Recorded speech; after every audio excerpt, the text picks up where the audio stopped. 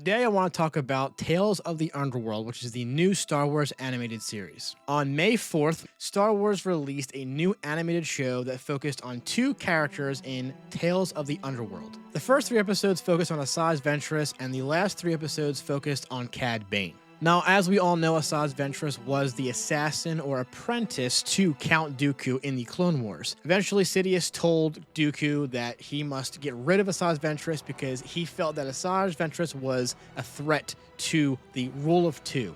So Dooku got rid of her and then moved on to Asajj, Opress, and all that mess transpired, and eventually she just became a bounty hunter.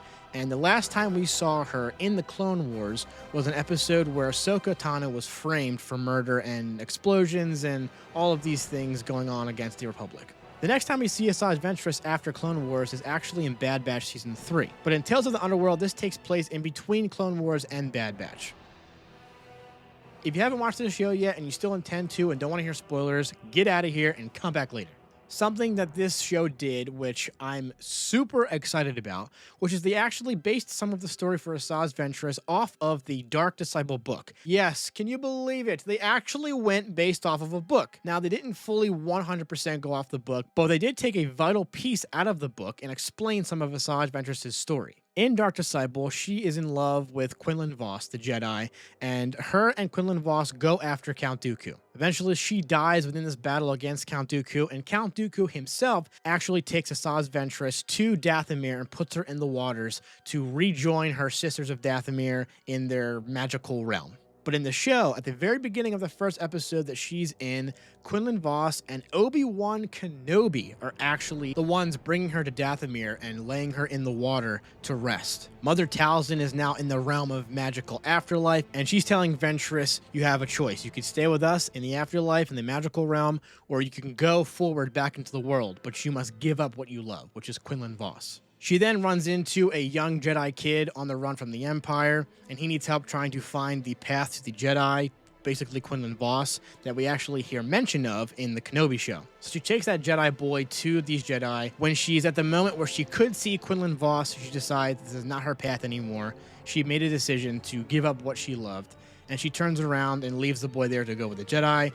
The boy actually turns around himself and leaves with her, and now they're friends. They're going to do their own adventure surviving the Empire, and I'm really curious, and I'm really interested to see where they're going to go with that story. Then we come to Cad Bane, which is literally the origin story of how Cad Bane became the ruthless bounty hunter that we know. The first episode, we see him as a little boy with him and his friend, and they're street rats on their planet, it seems like.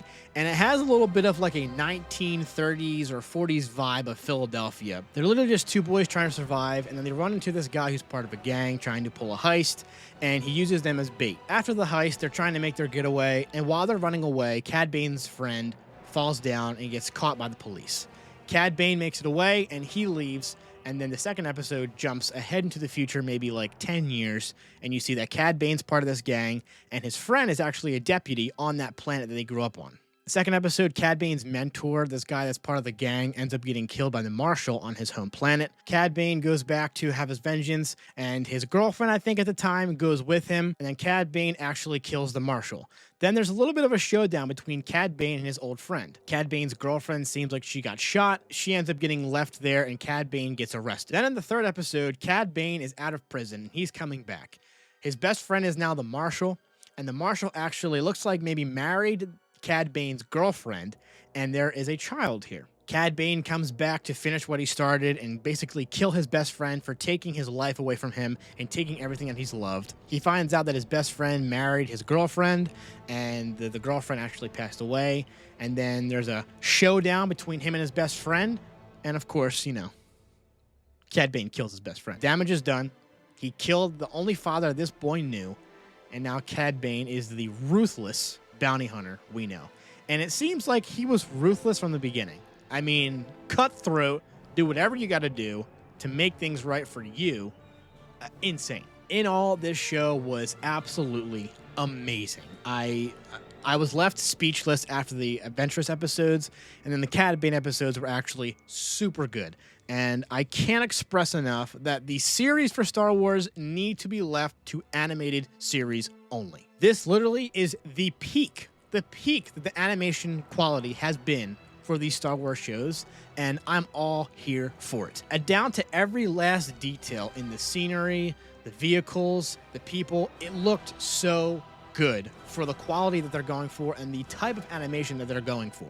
I knew that the animation was amazing when you actually saw the smoke from the blaster shot rise off of Cad Bane's best friend after he shot him. Very dark, I know, but you saw the smoke rising off and you're like, this is how good the animation is. We're seeing smoke rise off this dude's chest. It's just insane. Personally, for me, I like the Asajj Ventress episodes better. I like her. I'm more attached to that character. I've seen her more. I've enjoyed her more throughout the show and her development. And I'm going to give those 3 episodes a whopping 9 out of 10. I'll be honest, I'm not really sure why I'm not going a full 10 out of 10. Maybe because there's still more that I needed to see. I wasn't finished. And even though they wrapped up their 3 episodes pretty clean, I still needed like another 8 episodes to have some sense of fulfillment after watching their story.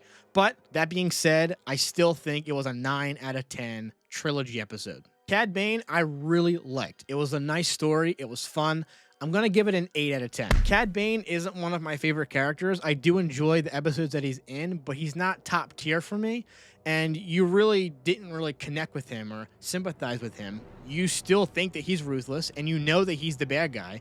And you're actually sad for his son and his best friend and all these other people that he's just gunning down throughout the 3 episodes. Which I think was clearly supposed to be the purpose of this 3 episodes. You're supposed to see how he became ruthless. He learned it from his mentor, which was fine. And I think they did it perfectly. But still, I think it was an 8 out of 10 trilogy episode. Back to when I was talking about how Cad Bane, the first episode, felt like I was in the 1930s or 40s Philadelphia.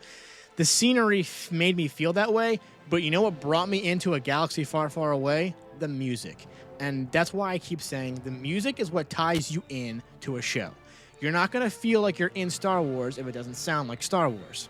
Just like when I'm watching Lord of the Rings, it's just going to be some random fantasy medieval show if there's other music. Music is what connects you to a show. When I'm watching Jaws, if I'm hearing Star Wars music, I'm going to feel like I'm watching some galaxy far, far away with Jaws. If I'm watching Lord of the Rings and I have Star Wars music, I'm going to think Saruman is Count Dooku. You know what the issue is here? So, like, when I watch Andor and I don't hear John Williams-like Star Wars music, I don't feel like I'm in a galaxy far, far away. I actually feel like I'm in Blade Runner or maybe Star Trek or Stargate or whatever.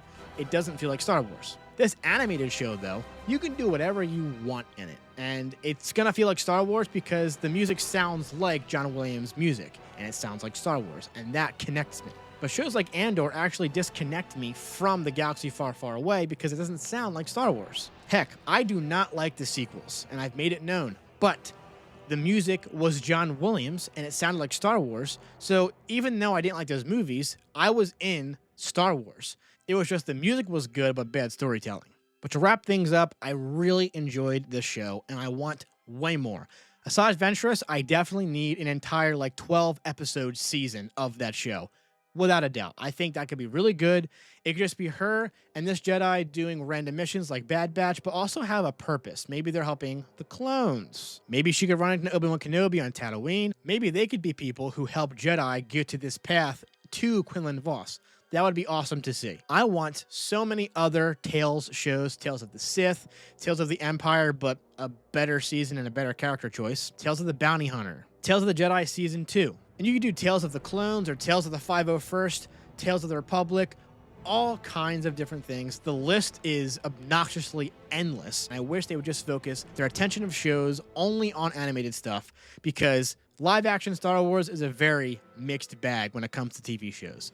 I am hopeful for the movies somewhat after the sequels. My hope is extremely shaken, but then they have the capability of doing it if you hire the right director.